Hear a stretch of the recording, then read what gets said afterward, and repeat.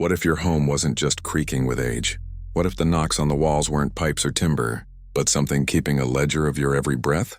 Tonight's story isn't about legends in the woods or castles in Europe. It's about an ordinary Australian house, scaffolded, cracked, ordinary, except for the eyes that refuse to blink. A place where debts are written in whispers under the floor, and children are the first currency it asks for. This is Ghost Stories, the house that wouldn't blink. Before we begin, make sure you subscribe to Dark Night Horror Stories, because each week we bring you chilling tales that keep you awake long after the lights go out. So dim the room, put on your headphones, and remember, if the house ever learns your name, you're already part of its account. By the time he reached the cul-de-sac at the edge of the coastal town, dusk had turned the sky the color of old bruises. The rental sat lower than the street, as if the earth had been scooped out to make space for it. Weatherboard peeling, a veranda with a view of scrub, and the thin line of ocean beyond. The agent called it character. He tasted salt and something else, like damp fabric left too long in a suitcase. Inside, floors complained in narrow voices. Windows faced the bush, refusing the street like shy eyes. The air had a memory of eucalyptus and wet dust. He walked once through each room, checking locks the way anxious men negotiate with emptiness. At the back, a door no one had mentioned waited, flush with the skirting painted the same off-white. It had no keyhole, only a small iron latch that remembered other hands. He lifted it and found a short stairwell dropping into black. A void under the house, crawl space, he told himself. A practical space for pipes and regrets. But the dark didn't behave like space. It behaved like attention. He shut the door. The latch clicked like a tongue. Nights arranged themselves into patterns. Wind off the sea, frogs in the drainage channel, a late train far inland. But beneath those honest sounds came the new one. A slow drag under the floor like furniture pushed across concrete by someone learning how to be careful. He lay flat and held his breath. The house held its breath back, and in the delicate truce he heard the second noise, a soft roll as of a glass marble finding a corner. He tested every rational excuse until rationality felt like a superstition. Rats, too heavy. Pipes, too deliberate. He set his phone to record and slid it under the bed. At 3:17 a.m., the waveform flared. Drag, stop, roll. Then a whisper so close to the microphone it carried spit. 2 syllables shaped like a suggestion. Come down. In the morning, coffee trembled in his cup. He replayed the clip until the whisper felt domestic. He walked the house with a torch, noting where the boards dipped, where the air cooled. In the kitchen, a hairline crack ran from the skirting to the pantry like a drawn thread. In the hallway, the paint around the flush door lifted at one corner, as if fingernails had worried it. He pressed there. The wood felt warm. He told himself to leave it. He told himself a lot of things. At midnight, he returned with a screwdriver and drew the latch. The smell that climbed out wasn't rot. It was wet stone and something electrical singed at the edges. He shone the torch. The light didn't travel. It seemed to fold, absorbed a meter from the threshold as if the dark were thicker there. He called the landlord. Crawl space? He said, casual. Don't fuss, she replied. Old houses breathe. He almost laughed. Breathing was exactly the problem. He found the photograph by accident, second drawer of the kitchen hutch under a sun-faded tea towel. A family on the same veranda years earlier. Mother tight-lipped, father squinting like the light annoyed him, a boy of 7 with a haircut done at home. The boy's eyes struck him first, pale, unsettled as though he were listening to a voice beneath the camera's click. On the back, 3 names and a year. Then a 4th name scratched hard enough to tear the paper. He propped the photo against the splashback and kept moving, but the faces changed the way rooms felt. That night, the drag roll pattern returned earlier, impatient. He whispered into the dark, "What do you want?" And the floor answered with a knock directly under his heel. He didn't move for a very long time. Around 3 a.m., the doorway to his bedroom learned a shape. Tall, coat-like, edges too straight for shadow. It didn't enter. It observed. He fought the familiar paralysis that pinned his limbs to polite stillness. The shape leaned, no, the room leaned toward it, and in the lean he smelled dust warmed by sun, the odor of old books and stove polish. The terror thinned at the edges. It tipped an invisible hat. The hallway bulb steadied. In a voice as dry as paper, Stay upstairs." From beneath the floor, something tore at the boards with a hiss like wet sand against a shovel. He heard the roll again, marble, stone, tiny skull, and the visitor rapped once on the lintel with what might have been a walking stick. The sound rang down through timber like a boundary spelled aloud. The tearing stopped. The shape thinned to a wrongness in the air and was gone. He slept then, but only because someone had allowed it. He recorded everything. Thuds, whispers, the clicks of the latch moving an inch while he watched. When he scrubbed the audio, a child's voice threaded through the hiss. "Help." Then, meshed with it, the same voice perfecting its consonants. "Come down." The next day, children played on the verge. A foot he thumped, laughter rose. The ordinary world continued. Yet in the pantry he found tiny handprints on the inside of the door at knee height, greasy with something that wasn't oil. He cleaned them. That night they were back, slightly higher. He texted the landlord again. She didn't reply. The photo on the splashback slid half a centimeter while he watched, the boy's eyes aligning with the hallway. He flipped it face down. From under the floor came a pleased, private tap. Old advice is a kind of magic. He ringed the flush door with rock salt and tucked eucalyptus leaves along the skirting, feeling foolish and grateful at once. The air changed, cleaner, sharper. At midnight the dragging began, but slower, as if waiting. A breathing started too, a laboring pull against a closed throat. The guardian returned to the hall, thinner now, as though rules had cost him weight. "Not yours," the figure said to the dark below. "Not this one." A new sound, scratching like letters being carved on the underside of the floor. He lay on the boards and heard the word spell itself backwards, struggling for a mouth. His own name corrected again and again until it fit.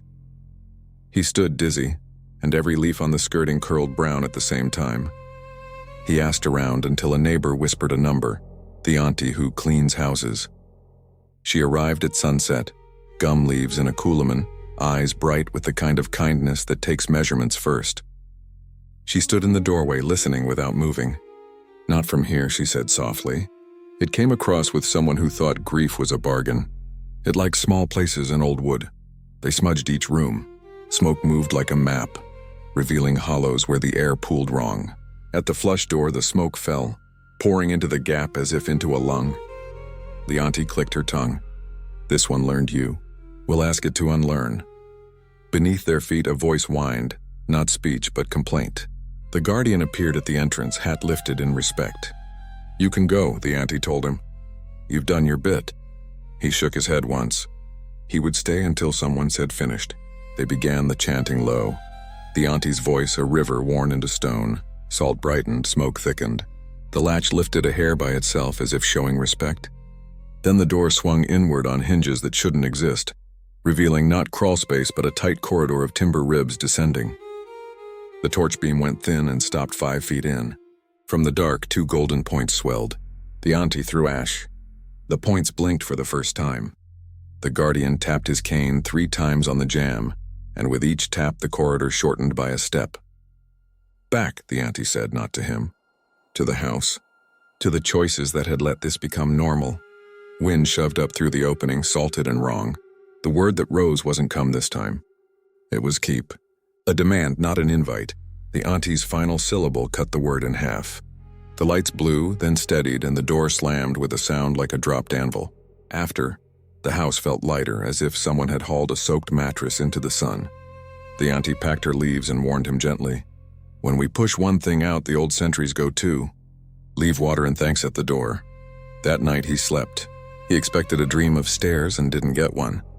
He woke to magpies arguing the morning into shape. In the kitchen, the photo had shifted again, now face up. The boy looked relieved, or maybe he had always looked that way and relief was a trick of light. He carried a bowl of water to the flush door and set it there. For a long minute, nothing happened. Then from within the wood came a tiny knock, polite like a man with a hat saying goodbye through a wall. He whispered thanks. The house creaked, ordinary now. Only once that week, around 3, a faint roll crossed the boards and stopped by the skirting. He didn't open the door. He didn't need to.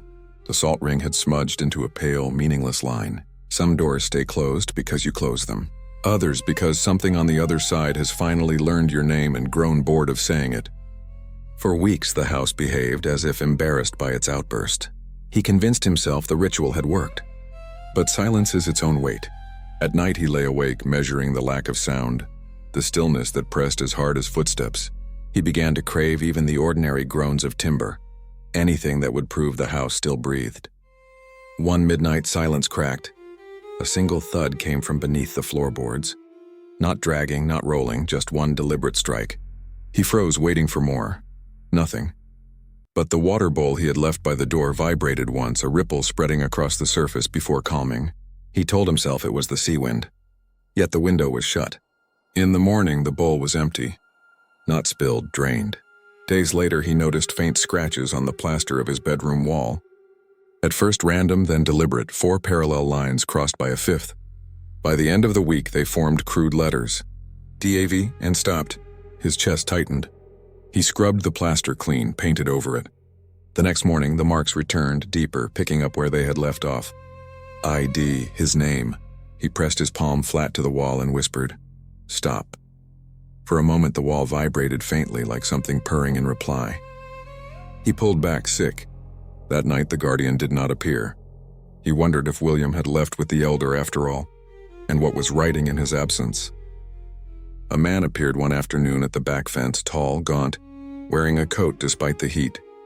He didn't approach the house, only stood watching. When asked what he wanted, he said in a voice flat as gravel, "This place owes." Then he turned and walked into the scrub, dissolving among the gums. That night, the dragging resumed under the floor, louder, angrier, as if his presence had been a trigger. He woke to his bed trembling slightly. Not from quakes or trucks, but from something pacing directly beneath. In the morning, he found a coin in the middle of the floor. Old, tarnished, with a hole drilled through. Payment, or a reminder. He swore he had thrown every marble in the house into the bin after the ritual. Yet one morning, a red marble sat perfectly centered on the kitchen table. No one else had keys. No one else had reason. When he touched it, the surface was warm. He dropped it instantly, but the sound it made wasn't glass on timber. It was bone on stone. He didn't pick it up again. That night he lay awake, listening to the marble roll back and forth across the table on its own, tracing perfect straight lines as though obeying instructions. Sleep betrayed him. He dreamed of the flush door standing open, a corridor of timber ribs descending into an impossible space. He walked barefoot, each step echoing through the boards were soft. Ahead, the golden eyes glowed. But this time they weren't alone.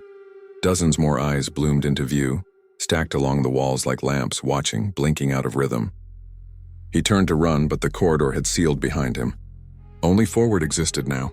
He screamed himself awake, sweat plastering his shirt, and found the bedroom window fogged as though he had been breathing against it all night. He woke one morning to a metallic tang coating his tongue. The house smelled of iron, sharp and wet. In the kitchen, the taps ran clear water, but the smell lingered as if blood had been boiled into the air itself. When he checked the bowl of water by the flush door, it was full again, refilled overnight. The surface shimmered faint red, catching light. He lifted it, meaning to pour it outside, but the water burned his palms with sudden heat. He dropped the bowl. It shattered, spilling nothing. The floor stayed dry. The water had never been there at all. At 2:30 a.m., he woke to the sound of soft feet padding in the hall. Too light for an adult, too heavy for rats. He sat upright, every nerve on fire. A child stood silhouetted at the far end, head tilted, hands limp at sides.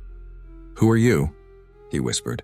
The figure tilted further, impossible angle, then stepped backward into shadow and vanished. On the floor where it had stood lay another coin, twin to the first. The drilled hole stared at him like an eye.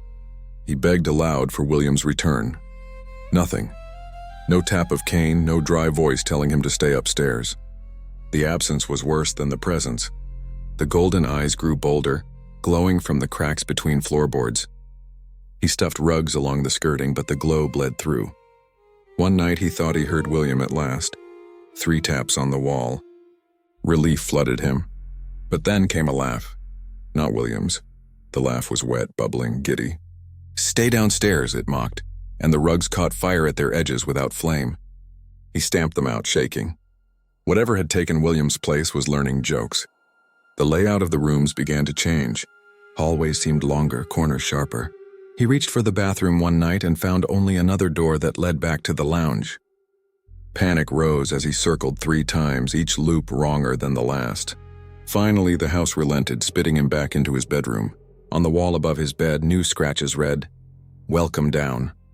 The words glistened as if carved fresh that moment. His hands shook too hard to sleep. On the 20th night since the elder's ritual, a new knock began. Not random, not impatient. A steady, deliberate rhythm, 3 beats, pause, 3 beats, pause. It came from beneath the flush door. He crouched there, ear to the timber, and felt each knock vibrate into his skull like a code. He whispered, "What do you want?" The answer came not in sound, but in heat. The door pulsed warm against his cheek like flesh. Behind it, faint breathing, waiting, patient as hunger. The knocking didn't stop. It learned his schedule, arriving when he was most tired, most likely to make mistakes. He kept the house bright. Lamps, radio, kettle forever near a boil. The noise cut through everything. A heartbeat from a body the architect hadn't drawn. At noon, he found another coin on the hallway rug. Older than the last, face worn down to a ghostly profile. He searched numismatics forums.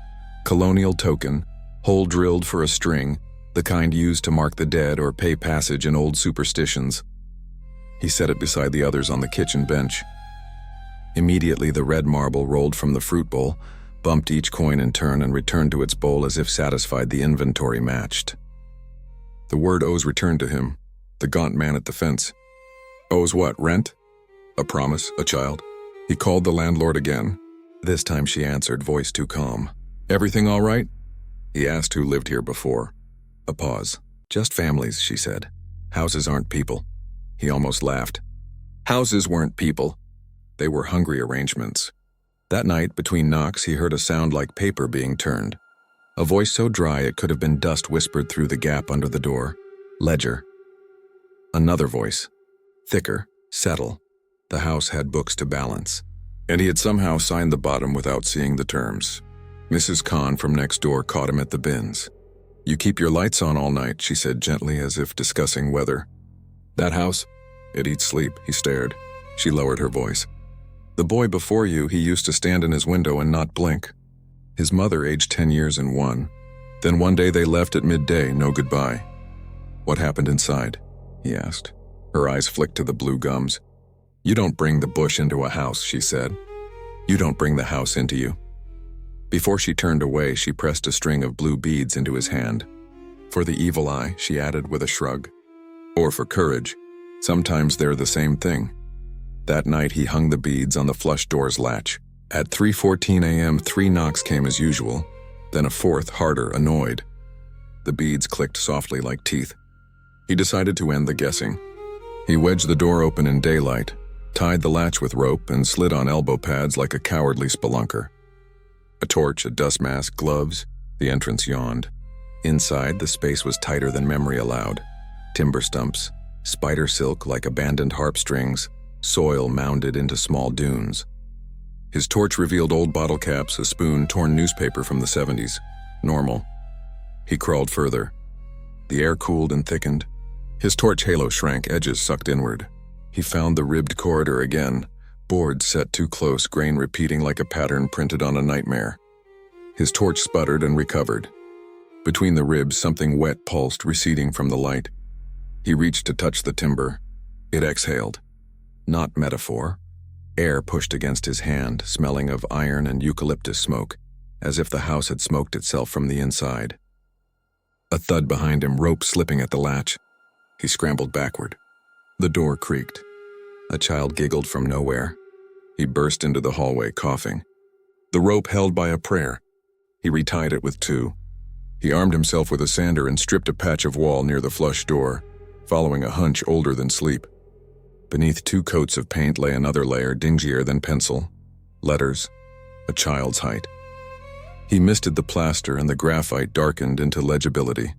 David again and again, some backward, some too large. A practice of existence. Below the names, a line of tallies. At the end, a circle with a dot in the middle, a crude eye. He stared until the dot seemed to widen and follow him. He covered it with fresh paint in broad, panicked strokes. Wet white dripped down like milk. The dot showed through a little while longer. A red irritation beneath the skin of the wall before the color finally smothered it. His phone rang with a number he didn't recognize. A man spoke in the gravel voice from the fence. "It's time," the caller said. "You've been fed. We'll collect." "Collect what?" "The boy." "There is no boy," he said, looking around as if the walls might correct him. The man's breath hissed. "There's always a boy. If you don't send him down, we'll come up." The line went dead. He left the house for hours, wandering the cliff path until wind scrubbed his head clean. When he returned at dusk, the red marble waited on the mat like an eye someone had put out and left for him to step on. He made tea and sat cross-legged by the door, as if discussing terms with a landlord. "If I read to you, will you stop?" he asked the gap. He felt ridiculous. Still, he opened a book and read aloud until his throat rasped. The house listened, quiet, intent. When he closed the book, the knocks resumed, gentler, almost polite. He read again. The knocks softened, becoming a rhythm that matched his sentences. He realized with a chill he had learned the pace of the things breathing. He slept on the hallway floor, cheek against timber. Dreams came, a boy's view of the underside of beds, a father's boots pausing at the top of stairs, a mother's voice calling from a kitchen that smelled of burnt sugar and fear. He woke with splinters in his face and the book opened to a page where the word down repeated like stuttered rain. Just before 3, the cane tapped again. 3 measured beats on the skirting. The relief was physical. He nearly wept. William stood at the bend in the hall, thinner than before, edges a draft more than a body. "Can you stay?" he asked. William's hat dipped. "Costs," the old voice said, wind through paper. "Old debts, old keepers. Then help me end it."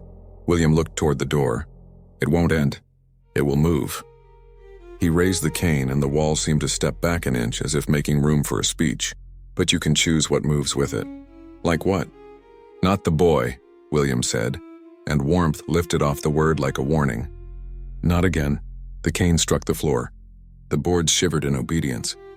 He brought the coins, the beads, the red marble, and the photograph to the kitchen table, arranging them like puzzle pieces. He turned the photo over. Under the scratched-out name, he noticed faint impressions of letters, WILL, before the paper tore. He pressed the photograph flat to the timber and whispered thanks to the carpenter who had kept falling people upright for half a century. With the beads looped over his wrist, he carried the coins to the door and pushed them under with the broom handle. The house sighed. A handprint appeared on the lower panel, small, splayed, dusty. He placed the marble in the groove beside the latch. It clicked into place, an eye where the door had none. The house went quiet in a new way, not waiting, not plotting, listening. They came near midnight, footsteps on the veranda, not trying to be quiet. 2 men, silhouettes against the salt-lit sky, the gaunt one and another broader man who carried something wrapped in canvas the size of a child. He called the police. Reception dropped to a flat line. The men tried the front handle, then moved to the side gate. He stood at the hallway's far end between the underhouse door and the rest of his life, holding a kitchen knife that felt symbolic more than useful. The broader man tapped the window, glass humming. "We're out," he called softly. "Send down the boy and we'll leave you the quiet." William's cane struck once. The men both flinched, eyes going wide at nothing visible. "Old keeper," the gaunt man whispered, almost respectful. "You still here?" The house made a noise he had never heard. A growl, timber deep, nails singing in their holes. The men retreated to the gate. The canvas bundle moved, a small whimper from inside. Then they were gone, swallowed by the bush. He didn't sleep. At dawn, he took the red marble from the latch and pocketed it. The coin trio he left where they had slid under. He carried the photograph to the fence and buried it at the base of the jacaranda, whispering the only prayer he knew. Let the house keep its stories and not make new ones. Back inside, he faced the flush door. "I won't send anyone down," he said. "Not even me. If you need a keeper, ask the ones who chose to be kept." Silence, then a soft tap, agreement, or mockery. He taped the door shut with wide bands of cloth and salt, a low-tech sacrament. When night came, he slept in the hallway again, back against the timber. William, a breath of cool air at his shoulder.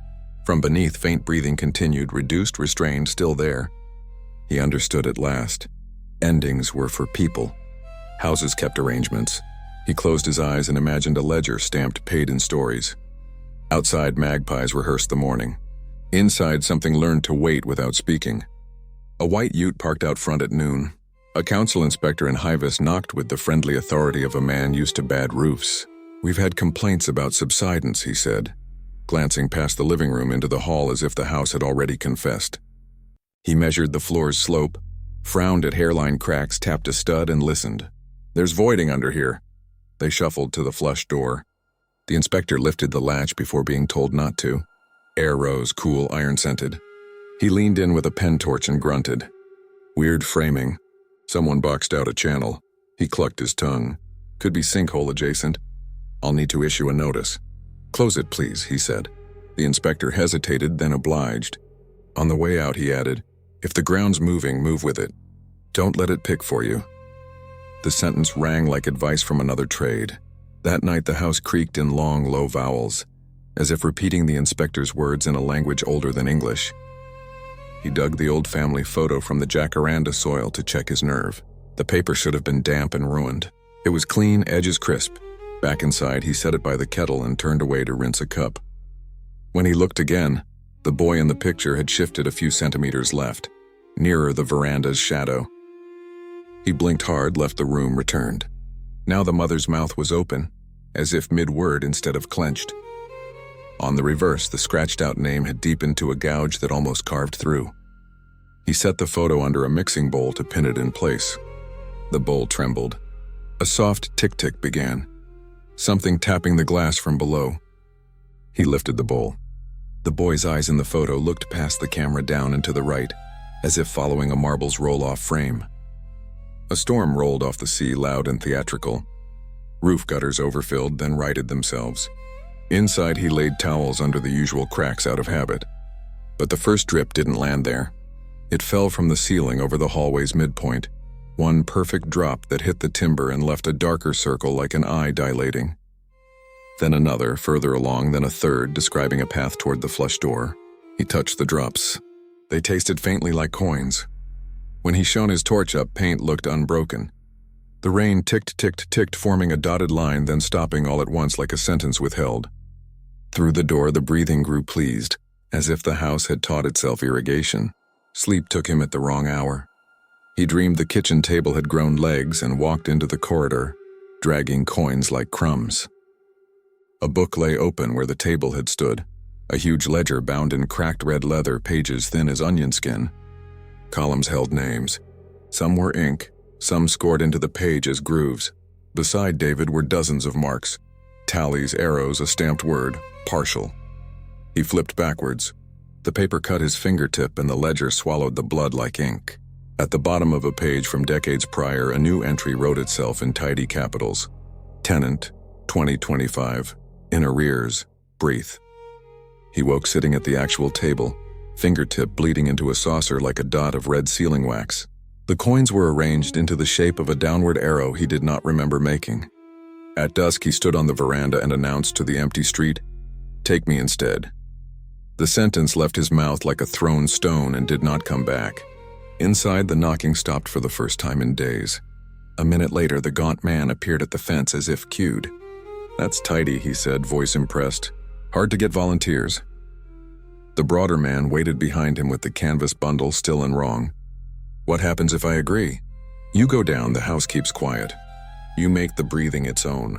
Everyone sleeps. And if I don't, then it keeps calling the little ones." The gaunt man smiled without teeth. "Debt is always paid by the softest purse." William's cane struck the veranda rail once. The men both glanced toward the soundless knock and faded into bush shade. Promise lingering like humidity. He went inside shaking, the phrase softest purse threading his gut like wire.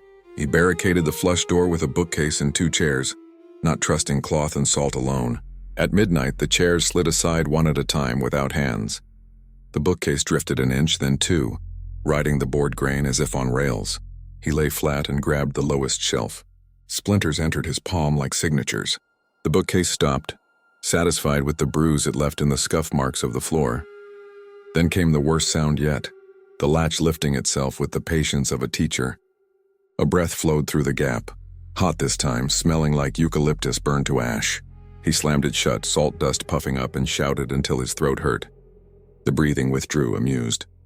Morning brought a dead fish on the mat, flathead, eyes clouded, mouth filled with grit. He lived 3 blocks from the surf. No pelican could have delivered it so politely. In its mouth was a coin, holed like the others. He carried the fish to the bin and gagged at the smell. Not sea rot, but the same iron sugar tang of the hallway rain. On his phone, an unread text from an unknown number waited. Settled tonight. Storm's right for it. He deleted it, then typed back wrong address and didn't send. The not sending felt like a sandbag against a flood that had already chosen the window. He set water at the door. William arrived as the house began its evening stretch, thinner than parchment now. If I go down, he asked him, will you hold the rope? William's smile was everything summer isn't. I can hold the memory of a rope, he said. But I can't keep you from choosing. What was your choice? Once, William said, tapping the cane on the narrow rung of shadow at his feet. I kept a child from the wrong stair. I stayed too long at the landing. When the old keeper left, I was the nearest door. He tipped his hat toward the underhouse, acknowledging a senior colleague no one sane would greet. The house paid me in staying. Is there a way to pay you back? William looked almost surprised. Keep the next name from being written. He tied a real rope to the stair post, looped the other end around his waist, and opened the door. The corridor of ribs waited closer than before. He took one step, then a second. The rope went slack. The corridor lengthened, swallowing his progress like a tide pulling shoreline away. The golden eyes brightened ahead, multiplying. He felt William's presence at his back, a steady cool against the sweat between his shoulders. Not a stair, the old voice said. A throat. He tried to retreat. Boards beneath his palms flexed like muscle. He whispered, not tonight. The corridor breathed out in disappointment. He backed into the hall and shut the door. The rope around his waist was wet as if drawn through a mouth. Storm wind rose at midnight, gutters shouting. The knock steadied into a ritual pulse.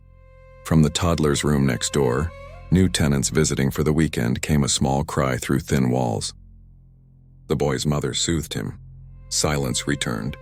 Then the cry came again, this time from under the house. He went to the door with the blue beads looped tight on his fingers, the red marble in his pocket hot as a coal. Listen to me, he told the timber. Choose me if you must. But not him. From below, a pause. Then the breathing shifted, focusing, counting. Boards cooled under his feet. A polite knock sounded higher up, level with his chest rather than his ankles. Agreement or calculation. He stood there until dawn, palm on wood. William a cold star at his shoulder, storm wringing the last threats out of the sky. As morning widened, the red marble in his pocket cooled. He realized the next move was his, and that houses didn't play to win. They played to continue. The morning after the storm, he found a bruise blooming across his chest, circular, the size of the red marble. It hadn't been there the night before. When he pressed it, a dull ache radiated inward rather than out, as if the hurt belonged to the house instead of him. In the mirror, the bruise darkened until it resembled an eye.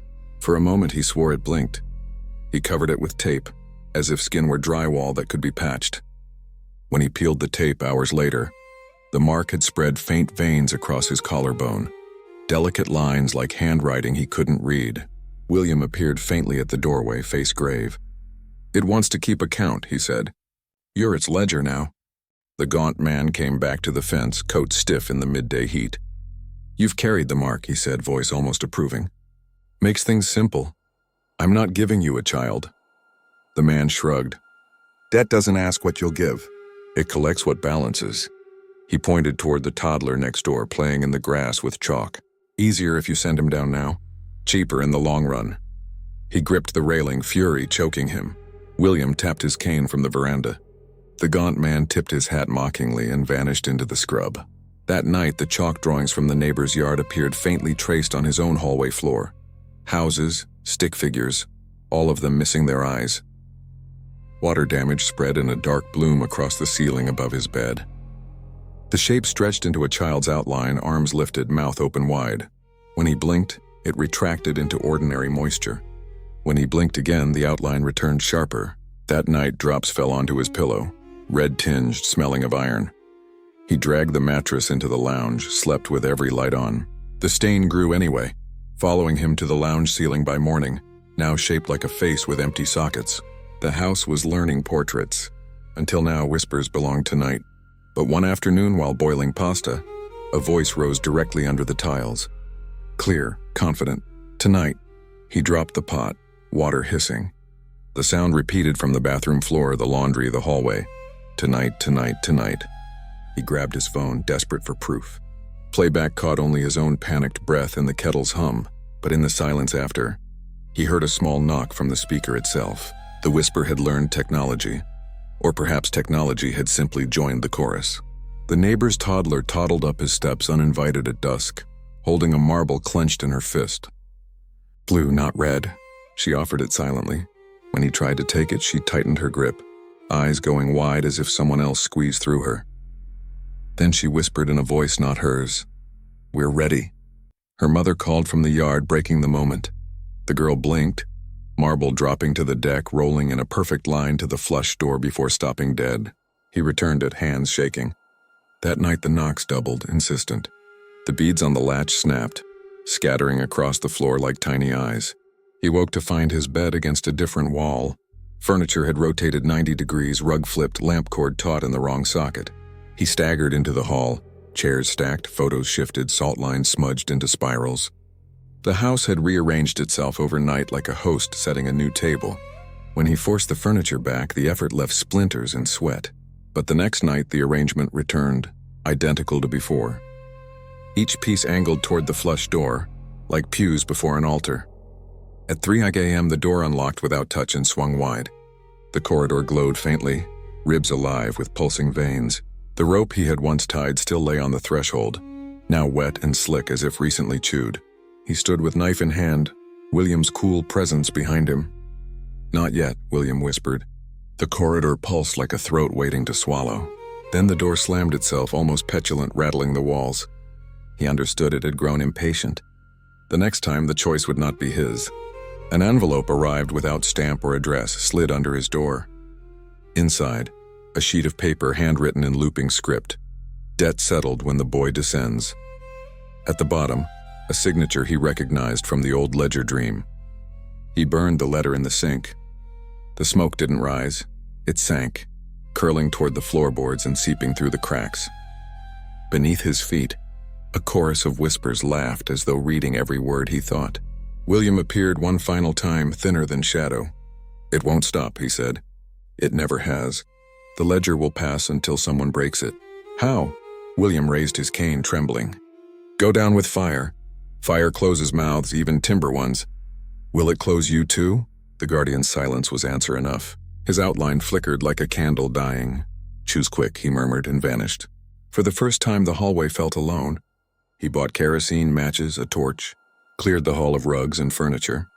Neighbors glanced curiously. He smiled tight and said, "Spring cleaning." That night, he set the red marble on the threshold, coins in his pocket, beads knotted around his wrist. The door throbbed faint warmth against his palm. He whispered, "If it's me, it ends with me." Then he unlatched it. The corridor opened wider than ever, veins glowing like embers, golden eyes multiplying in rows. He stepped forward, torch shaking in one hand, fire in the other. The house sighed in hunger and welcomed both. He fed the torchlight into the corridor and watched it thin like a ribbon pulled through a fist. Kerosene sloshed in the can. Matches clicked in his pocket like patient teeth. He looked once over his shoulder. Empty hallway, taped salt lines scuffed by his own boots, William nowhere. "Choose quick," the last words had said. The first step down was timber. The second was not. It flexed, giving slightly under his weight. Elastic like wet muscle set to a rhythm older than staircases. He swallowed, kept going. The red marble on the threshold glowed, dimming in breaths, as if the house were timing him. Breath rose from below, not wind, not draft, breathing, slow, huge, learning his pace. The golden eyes clustered, drifting like lanterns unmoored. He slid the coins from his pocket and held them tight, edges cutting his palm. "Payment," he said aloud, voice small and ridiculous. From the dark, an answering scrape, a ledger closing. When the corridor narrowed, he turned sideways, torch tucked under his chin. Kerosene can grazing ribs that were sometimes wood, sometimes something that remembered wood. The passage widened into a small chamber. Here the ribs formed a circle, bowed inward. In the center lay a bowl carved from a stump, filled with dark liquid that reflected no light. Above it, not a ceiling, a palate, ridged and slick, opening and closing with each breath like the steady yawn of an enormous sleeper. He crouched and lowered a coin. The bowl accepted it without ripple. The liquid drank it the way paper drinks ink. On the far side, something scuttled. Child small, jointed wrong. The golden eyes there didn't move in pairs. They moved as constellations, reorganizing themselves into faces, then into a single hungry shape. He poured a finger width of kerosene into the bowl. The liquid didn't mix. It separated, kerosene beating like oil on old soup. Ledger, a dozen whispers sighed. Settle. The palate above him flexed. Spittle rained, metallic as blood. He fumbled the matches. His hand shook so badly he nearly extinguished the first two with his own fear. Beyond the chamber, the corridor split. He took the left by instinct and came to a cavity no bigger than a child's bedroom. Low rafters, a scrap of blanket petrified with dust, a toy car rusted into the soil. On the timber he found names scratched with stubborn, trembling hands. David most often, others too, faint as breath. Luke, Abby, Kim, Rory. A line of tallies marched to the corner and ended at a circle with a dot, the same crude eye he had painted over upstairs. He knelt, touched the circle. Warmth pulsed back, a heartbeat that wasn't his. The air here smelled less of iron, more of milk turned sour, nursery air gone wrong. His torch caught a photograph pinned with a nail. The veranda family he'd found in the hutch. The boy had been cut from the paper. Only the outline remained, a child-shaped absence. He pocketed the torn fringe without deciding to. Behind him, the corridor exhaled impatiently, remembering its other mouth. When he turned back, two men stood at the chamber's edge. The gaunt one and the broader canvas bundle slung casually over a shoulder, as if it weighed less than a child, and more than one. But their boots made no prints. Their coats did not catch on nails. They belonged to the same wrong geometry as the corridor. "You made it easy," the gaunt man said. "Coming down saves us the stairs." He nodded at the bowl. "A council of initiative. Leave the kids," he said, voice jagged. "Take me." The broader man grinned, teeth too uniform. "We don't take, mate. We collect. Houses hire us when families default." The corridor behind them flexed, approving. The gaunt man tilted his head, listening to a frequency the living ear misses. "It likes you," he added. "You read to it. Fed it breath. Ledger says in good standing." He held out a hand as though inviting a dance. The canvas bundle twitched and made a noise like a marble dropped into a throat. He chose not to negotiate with men who didn't weigh the floor. He flicked a fresh match and let it kiss the kerosene he'd poured. Flame took with a soft whump, blue at the core, orange licking outward. The bowl did not boil or resist. It translated, passing fire into the ribs in traceries that ran like veins catching fever. The chamber screamed. Not echoes, not timber pops. A voice so big he felt it in his teeth. The collector staggered.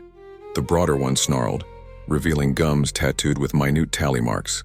The gaunt man put two fingers to his temple, as if receiving instructions. Flame raced along the corridor in both directions, eating old air, painting new. Golden eyes blinked out and rose, then reopened angrier, doubling. The palate above clenched. The chamber tried to close. He hurled kerosene in a loose arc, and for a second the space looked like a cathedral lit for the wrong mass. Somewhere above, a child cried, the neighbor's toddler, voice thin through meters of wood. The house had learned to throw sound. He pictured her small fists, blue marble tucked in a pocket, sitting up in the dark to listen to a voice under the floor. The corridor ahead pulsed like a muscle preparing to swallow anything placed upon it. "Pick," the gaunt man said mildly, shielding his eyes. "Ledger's flexible." He ran. Not deeper, the reverse. He dragged fire with him, sloshing kerosene along ribs, ignition chasing him like a fast storm. At the hatch, heat punched up his throat. He shoved through into the hall. The flush door tried to close on his back like a mouth slamming shut on a bitten tongue. He jammed his shoulder in the jam and screamed. The door relented an inch. William's cane struck once, twice, thrice, and the gap held. Smoke funneled out thick with old breath. "Up," William managed, soft as dry leaves. "Keep her up." He crawled to the toddler's wall, thin plaster between his haul and her cot, and pressed the red marble to the skirting. Heat leapt through. The marble flared, showing him a flicker vision on its glossy surface. The ledger, open on a page where names marched downward toward a mouth drawn in ink. He slammed the marble against the timber again and again as if cracking a lens. Something changed. The underfloor scream modulated into a higher note, panic threading its base. He saw briefly a page curl black at the edges, letters blistering. David lifting off the paper like metal filings repelled by a magnet. The coins in his pocket grew too hot to hold. He flung them into the gap and heard them land not on earth but on paper. Paid, he choked. Paid in stories. As if obeying language at last, flame licked the seam where wall met floor and ran sideways like a sentence writing itself. The house made decisions quickly after that. Nails shrieked. Joists boomed. He should have fled, but the door fought him, opening inwards when it had always opened out. He threw his shoulder and lost the contest. The ceiling over the hall dimpled, then tore, raining soaked plaster. From the crawl space, the last ranks of golden eyes surged upward like bubbles racing to a boil. He grabbed the blue beads and flung them into the open mouth of the hatch. They struck the lip and stuck, bead to bead, forming a string across the gap as if magnetized. The next surge hit the line and held, buoyed, restrained, writhing against a charm older than the house and newer than his courage. Sirens stuttered far off. Neighbors shouted. A magpie, mad with smoke, battered itself against the window and escaped. William stood beside him, an outline cut from cooler air. Close it, the ghost breathed. One more story. Fire crews found him half-conscious in the yard, hose water arcing over the veranda. Officially, an underfloor electrical fault had ignited stored solvents, their report said. He let the story stand. The house survived in a wounded way. One wall charred, the rest smoke-stained, floors buckled. Council taped the property and ordered subfloor concrete poured to stabilize the void. He moved out with a backpack and a kettle, leaving the rest. The landlord didn't argue. Mrs. Khan left 3 mandarins on his step with a note. Good riddance to bad rooms. On his last walkthrough, he set the photograph of the veranda family on the mantel. The boy's outline cut from the paper seemed less ragged, as if the scissors had been taken to a kinder datum. He placed the red marble in the empty eye of a carved rosette and whispered thanks to William. The house creaked. Not angry, not relieved, tired. Months later, in a flat up the coast with windows that loved the street, he woke at 3:17 to the ordinary plumbing of a decent building. He smiled into the pillow, habit unlearning itself. Then from somewhere that wasn't the pipes, 3 knocks came. Gentle, testing. He sat up, hand pressed to his chest. The bruise had faded to a freckle, but under his collarbone a faint pulse answered a rhythm the house had taught him. On the sill sat a marble he did not own, blue, not red, catching moonlight. It rolled a centimeter and stopped. He didn't pick it up. He stood, opened the window, and let the night in. From far down the coast, where the old house hunched under its new concrete, a magpie sang a messy, beautiful warble like an argument with dawn. The knocks didn't come again. He told himself endings were for people, and for once that comforted him. Then very softly the wall behind his bed breathed in and out, once like a door remembering it had other ways to open.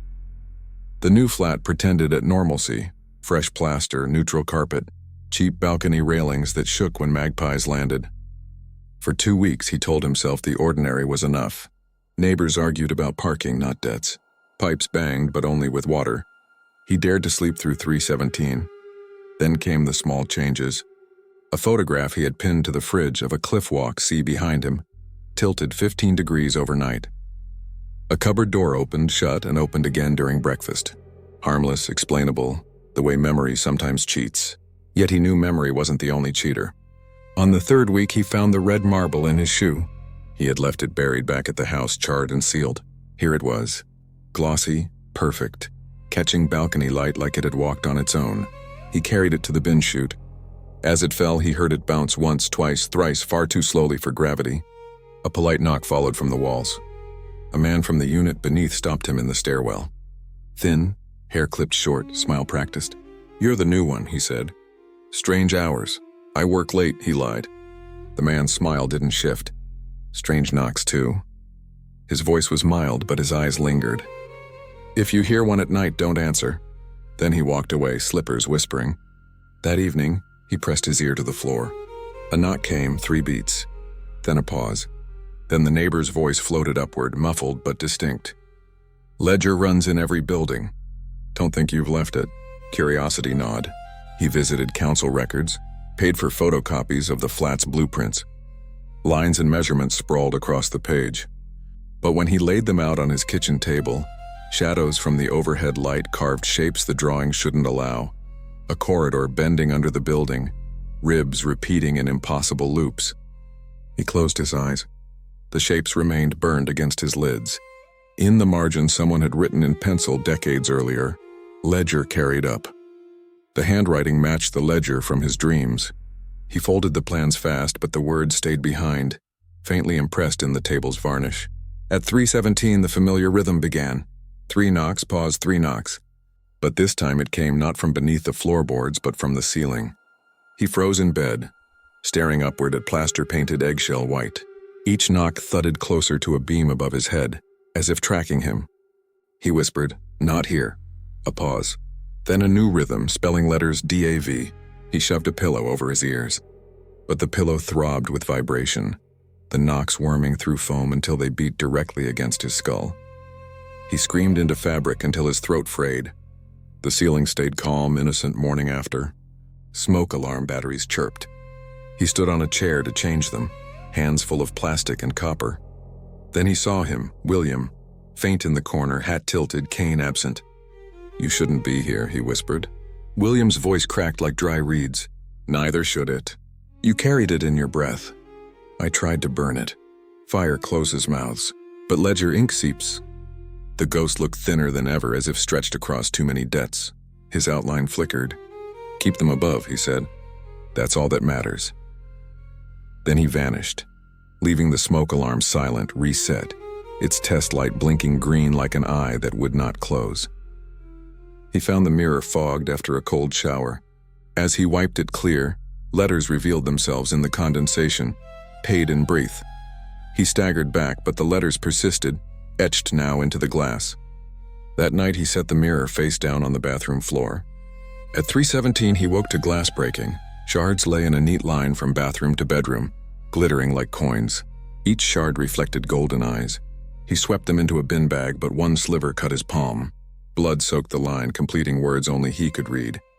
Account open. The family upstairs had a boy of 6. He often dropped toys, the thuds a comfort in their normalcy. One morning, however, the boy knocked on his door. "Mister, do you have marbles?" His small hand clutched a blue one. He shook his head. The boy smiled too wide. "Then why do they keep rolling from under your door?" He pointed to the skirting, where 3 red marbles waited like punctuation marks. The child giggled, voice doubling, and ran back upstairs. That night the knocks grew playful, rolling in arcs as if marbles had become dice and the house enjoyed the throw. The bruise on his chest returned deeper. This time it throbbed in sync with the knocks. He pressed his palm against it and felt a second heartbeat, steady, stronger than his own. Each beat shook the lights in the flat. He ripped open his shirt, stared at the eye-shaped bruise widening, veins curling outward like a spider web. Within the iris, golden glimmer flickered, threatening to open. "Not me," he begged. The bruise pulsed once harder like laughter. The unknown number returned. This time he answered. The gaunt man's voice filled the line. Ledger moved. "Same rules. One child pays the quiet. I won't." Then Ledger eats where Ledger finds.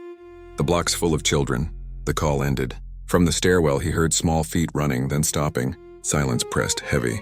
He looked out the peephole. Empty hall, but chalk marks lined the tiles, crude tallies marching to his door. He dreamed again of the book, thicker now, leather cracked deeper. Pages flipped themselves, landing on a fresh sheet. His name at the top, underlined. Below it, a space waiting. Then letters began writing themselves in wet strokes. The neighbor boy's name. He grabbed the quill that appeared beside the book and slashed it across the page, screaming, "Not him!" Ink sprayed, but the letters persisted. The book pulsed with his chest, line for line, beat for beat. When he woke, the bruise on his chest had grown into a complete circle. Iris and pupil, no longer metaphor. An eye. It blinked. The blinking didn't stop. When he killed the lights, the ceiling learned constellations. Pale gold points swelling just beneath the paint, winking open and shut like luminous pores. He lay rigid, shirt open, the bruise eye on his chest blinking back in the same cadence, teacher and pupil. He whispered to the plaster, "You don't get him." The blinking slowed, then regrouped, spelling tempo more than language. He felt the rhythm crawl under his ribs, a drumline laid into the muscle. The neighbor boy thumped a toy upstairs, ordinary life trying to hold the roof. At 3:17, the knocks started in the walls, walking left to right, room to room, until they stopped above the boy's unit and waited. He stood, grabbed the broom, and hammered his own ceiling 3 times in reply. Primitive semaphore. A door opened upstairs. A soft voice hushed a child. The eyes on his ceiling dimmed to embers, offended. He set the blueprints back on the table and drew a circle around the crawlway that shouldn't exist beneath a poured slab. "You can write rules," he told the air, "and I can ignore them." The kettle clicked off. Steam twined upward, then drifted sideways toward the pantry as if drawn by a throat. His phone pinged. Unknown number, a PDF attachment. Amended tenancy agreement. He opened it. Clause 13. Quiet enjoyment provided upon remittance of one minor. Below, an e-sign button pulsed gently. He laughed once, a small ruined sound, and deleted the file. The email reappeared. He deleted again. It returned with the subject line, "Final offer." He unplugged the modem. Silence folded neatly over the room like a crisp sheet. On the switched-off screen, faint condensation spelled 3 letters before evaporating. Pay. He waited in the common stairwell at 310, a flask of water and a loop of Mrs. Khan's blue beads in his pocket. Lights hummed. The concrete felt trustworthy the way hospitals pretend to. At 317, the knocks came from the landing below. 3. He descended 1 flight. The sound dropped a level. He followed. It fell again. On the bottom level by the storage cages, the air cooled. A service hatch sat flush to the wall, padlocked. From behind it came the slow drag roll he knew too well, as if the old house had learned how to wear an apartment building like a costume. He poured the water in a thin line across the threshold and laid the beads over the padlock. The drag stopped. A breath tested the seam and withdrew. When he looked up the stairwell, every fluorescent tube flickered once in sequence, top to bottom, like vertebrae adjusting. William hovered in the lift mirror that afternoon, faint, hat in hand. A family squeezed in at floor 3. The ghost kept to the reflective edge like etiquette.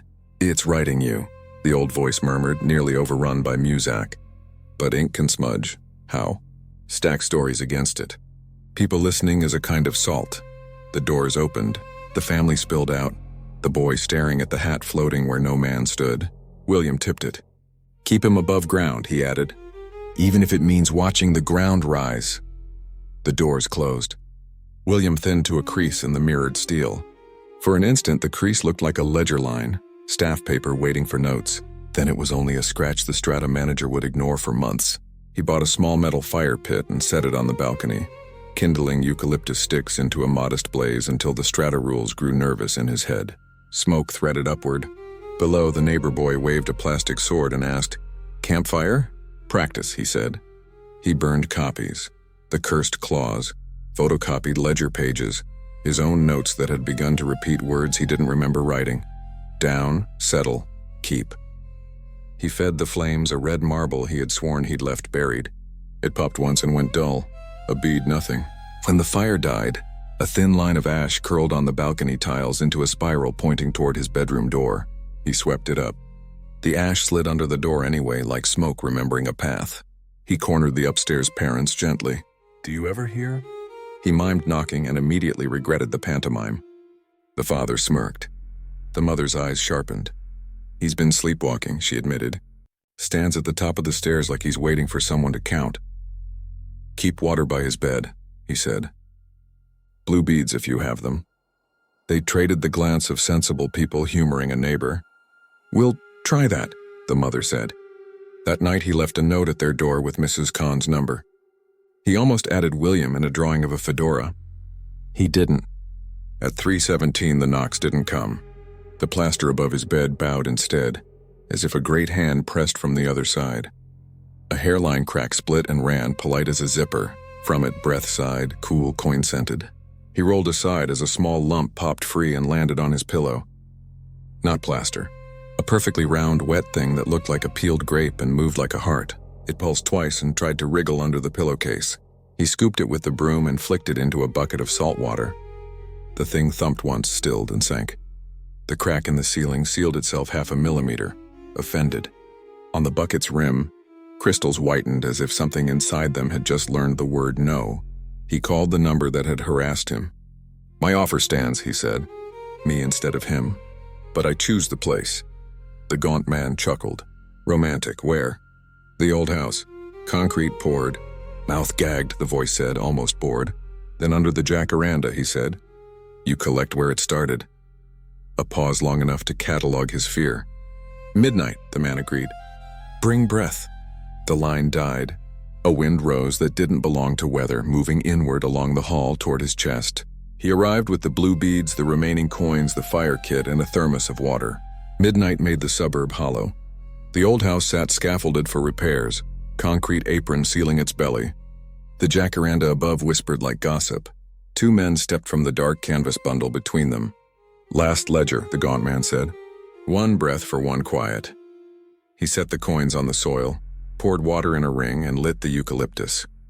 Smoke rose, then curled down into the dirt as if the roots drank. He placed the red marble in the crook of the roots.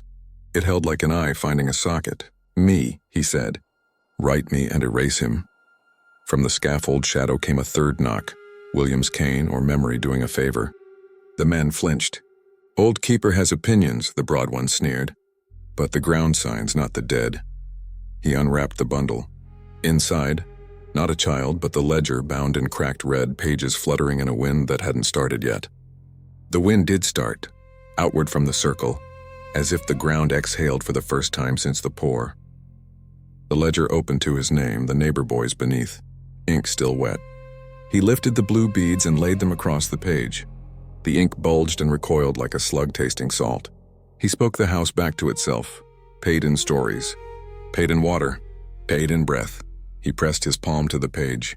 The bruise eye in his chest ached and blinked. The red marble in the roots flashed once like a warning. In the ledger, letters lifted and drifted upward, turning to ash mid-air. The neighbor boy's name lifted last, slow and stubborn, then floated off the line and dissolved. The gaunt man lunged. William's cane struck air between them, holding a space where physics shouldn't. "Keep them above," the ghost said, voice rich for once, as if paid in a currency he recognized. The ground shuddered. The concrete lip at the house cracked audibly. From beneath it, something tried to remember how to knock and failed. The ledger curled into flame, but its ashes refused to scatter. Instead, they hung mid-air like black snow drifting in patterns. Some settled into the dirt, some clung to his arms, marking him in faint lines that glowed red under the jacaranda's bloom. The gaunt man hissed, retreating. The broad one cursed, canvas falling limp in his hands. "You've paid," the gaunt one admitted, "but not full." He pointed to the bruise eye in the man's chest. "That account's still open." William lifted his cane, pressing its tip against the bruise as if to pin it shut. Pain lanced through him, sharp but cleansing. "Let it close with me," he rasped. The ghost shook his head. "It doesn't close. It moves." The ashes swirled upward, a column of black snow lit by jacaranda petals, scattering across the suburb like debt notices delivered by wind. Neighbors opened windows drawn by smoke. Some saw nothing but a man kneeling under a tree. Others squinted and swore they saw fire coiled underground, or golden eyes winking from the cracks in the scaffolded house. Dogs howled. Toddlers cried. A woman whispered, "It's back." The gaunt man tipped his hat to the onlookers. Ledger's never gone, just carried. He and his partner walked into the scrub, vanishing between gums like accountants knocking off for the night. William's outline dimmed. "Stories are salt," he said again, this time directly to the crowd. A few nodded as if they understood. Then the ghost collapsed into a breath of wind that shivered the jacaranda leaves. The suburb remembered silence the way a scar remembers a wound. He staggered back to the flat, shirt sticking to his chest. In the bathroom mirror, the bruise eye blinked slower, edges softening. He pressed his palm against it. Warmth met him, not hunger. For the first time, it felt less like a watcher and more like a scar, something earned. He rinsed his face. When he looked again, the eye was gone. Only faint veins traced his collarbone. He laughed once, sharp and incredulous, then choked on it, convinced the sound might draw attention. But nothing answered. Not a knock, not a breath. Only the tired pipes of a building trying to be innocent. For the first time in weeks, the neighbor boy slept through the night. No toys rolled, no thuds, no sleepwalking. His mother caught him in the stairwell the next morning. "Whatever you did," she said, half grateful, half suspicious. "Thank you." He wanted to explain. Ledger, William, collectors. But the words sounded absurd even in his head. So he only said, "Keep water by his bed, always." She frowned, nodded anyway, and hurried the boy along. The boy glanced back. blue marble in his fist, but his eyes were ordinary, only curious. Mrs. Khan knocked gently that evening, a Tupperware of curry in her hands. "You look thin," she said. Then she noticed the faint red dust on his shirt. "You went back, didn't you?" He nodded. She sighed. "Old houses keep accounts. Old streets do too. But stories spread the balance. Tell it. Don't hoard it." She pressed the curry into his hands. On the lid she had written in marker, "Keep them above." He almost cried. Instead he ate every bite, grateful for turmeric and salt that tasted like actual food, not bargains. Sleep returned but brought dreams. The ledger still appeared, but now its pages were blank. He turned them, waiting for names. Finally, at the very back, one line wrote itself in faint smoke. "Ledger closed, for now." He woke with pen in hand, his own notebook open, the words scrawled on paper in his handwriting. Beneath them, smudges where his tears had landed. Weeks later, a council notice appeared in every mailbox. Demolition of the scaffolded house scheduled. Public safety hazard. Concrete failed, it read. Structure unsound. He walked past once more. The jacaranda still bloomed defiantly purple above cracked foundations. The flush door was gone, buried, but he swore the breeze smelled faintly of eucalyptus smoke and iron. He whispered thanks to William, to the children's names he'd seen on the ribs, to the neighbor boy still laughing upstairs. The house didn't answer, or maybe it didn't need to. He wrote everything down, every knock, every marble, every ledger line, sent it to online forums, blogs, podcasts. Most readers dismissed it as fiction. A few recognized places, dates, names. Comments trickled in. "My uncle lived near there, same knocks. We moved because of marbles." The story spread, fragmented, retold. The knocks in his flat dwindled. When they did come, they felt weaker, diluted by distance. He thought of William's advice, stories are salt. Perhaps each retelling was a grain scattered on the ledger's pages, forcing it to stutter instead of write. On his balcony one morning, he found a single marble waiting. Not red, not blue, clear with a faint gold fleck at its heart. He held it to the light. The fleck pulsed once, twice, then dimmed. He placed it on the railing, deciding not to pocket it. By evening, it was gone. Maybe wind, maybe magpie, maybe collection. He didn't chase the answer. Some debts vanish when you stop counting them.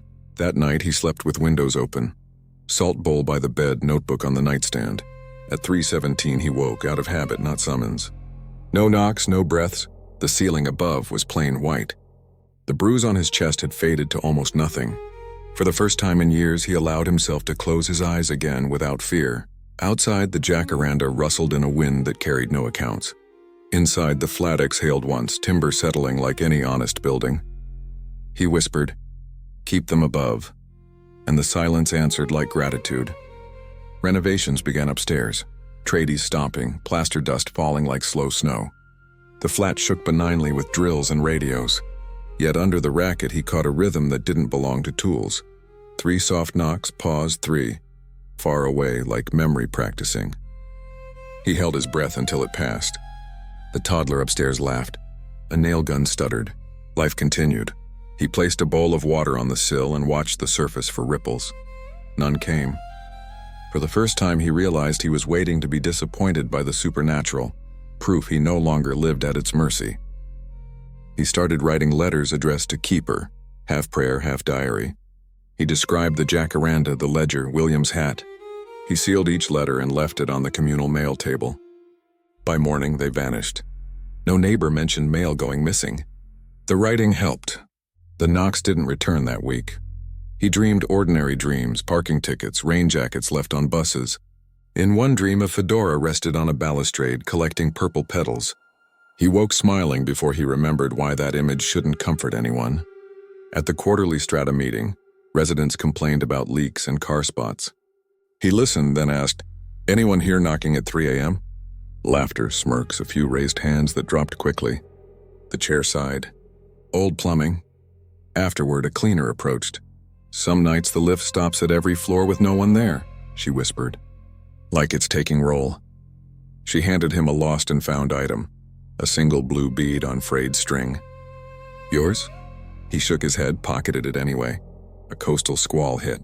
In the corridor, a slender line of water crept from under his door, as if the sea had sent a scout. He followed it inside, no leak, no burst pipe. The line led to the bedroom and stopped at the skirting, forming a small, perfect circle. He whispered, "Not again." He scattered salt. The circle blurred, split, and crawled backward under the wall as though scalded. He listened for a breath in reply. Only wind. He felt absurdly proud of knowing what to do. A parcel arrived with no return address, a wrapped object, weighty. Inside lay the old red marble and the veranda photo. Now intact, the cutout boy restored, his outline no longer a wound. On the back, new handwriting, "Keep them above." And he held the marble to the window. Sunlight set it burning softly. When he placed it into a tiny nick on the window frame, it settled like an eye into a familiar orbit. The room brightened, not lighter exactly, but present like a held note finally resolving. That night, 317 came and went. No knocks, no breaths. He lay awake anyway, testing silence like a tooth with the tongue. After an hour, he laughed, embarrassed by his own vigilance. He slept. Near dawn, he dreamed of the ledger one last time. Blank pages, edges singed. A single stamp at the bottom. Quiet granted. He woke to magpies heckling the sun and felt the bruise on his chest fade another shade toward skin. On the landing, the upstairs boy stopped him. "Mom says I don't walk at night anymore," he announced proudly. He opened his fist to show a blue marble. "You dropped this." "I didn't," he said gently. "Keep it for luck." The boy peered up. "For upstairs luck?" "For above-ground luck," he answered. The boy tucked the marble into his pocket as if banking daylight. They knocked the old house down at noon. He watched from the footpath with a small crowd. The excavator's claw bit into the weatherboards. Dust lifted like a final prayer. When the bucket tore at the concrete apron, the ground gave a long, low groan, the sound of a ledger being closed without argument. He waited for eyes in the rubble, for marbles to spill. None did. A worker held up a chunk of timber with a rosette and empty socket. He almost told the man to be careful. Then he didn't. That evening, a breeze set jacaranda petals twirling along his balcony. They settled around the red marble on the window frame like a small coronation. In the reflection, he saw, just for a heartbeat, William's hat perched on the sill, brim tipped in farewell. No figure, no cane. Just the hat, the gesture. He lifted a glass of water and set it beside the marble. "For the road," he said. The glass clouded at the bottom, then cleared. When he checked again, a single bead of condensation clung to the rim, perfectly round and very blue. He moved through the flat, turning off lights, ordinary as weather.